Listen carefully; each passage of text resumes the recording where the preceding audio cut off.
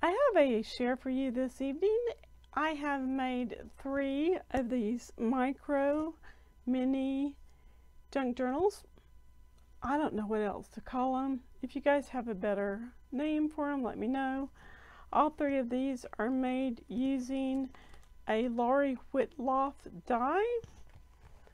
It's 2 dies that are sold separately. I will leave links down below for them if they're still available. I used some lace trim and this little tassel from my collection. These are going to be for sale in my little vendor booth, so I have the information on how much they cost and my vendor information there. And when you open up the little box, which in this case is a magnetic closure, you pull out the little book. Inside of the box is also finished. And here's the little book. You can open it this way or this way, either one. And then there are just some very simple pages that have been inked and layered, and cut down. They are bound inside of my little book using some elastic thread. And they just fit, once again, right back in there. That's the first one. These are $12 a piece. And this one just says Imagine, and then it is actually held in place with a tie. Apparently I don't know how to line up a hole punch because I couldn't get this one right.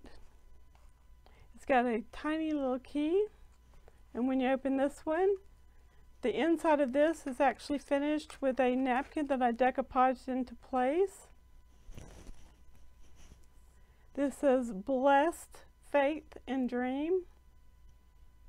It's finished with a piece of trim from my collection. This is a tiny little specimen glass with a cutout of a moth. I thought it was cute.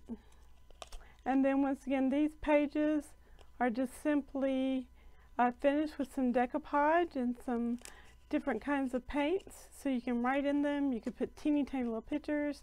Front is finished with these 2 tiny little flowers, which were die cut from some watercolor paper, because that's what I have on my desk.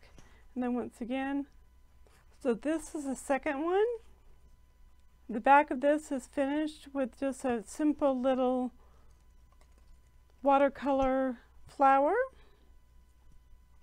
And the tags are going to be clipped right back into place. I accidentally loosened it when I was loosening that ribbon. Not a big deal. And by the way, that would not have happened if I weren't filming. Seriously, it wouldn't have. And then here's the last one. This is probably my favorite of the 3 because it's very shabby chic. It's very mixed media in the feel. It has 3 die cut flowers. It has 3 flowers that were all die cut from vintage music paper. They are on the fragile side though. Then you open it up. This one also has a magnetic closure. And inside is a piece of an old pillowcase that finally just disintegrated through years of love and use.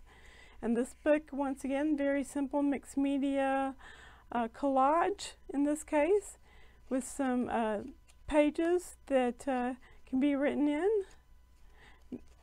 Very shabby chic, very fun. And this goes right back in. Now to package these, I'm going to be putting them in some Ziploc bags so that these will be able to be opened and looked at by whomever receives them. The actual zip part will be at the bottom. So I'm going to cut this 5. Right now it is 6 inches.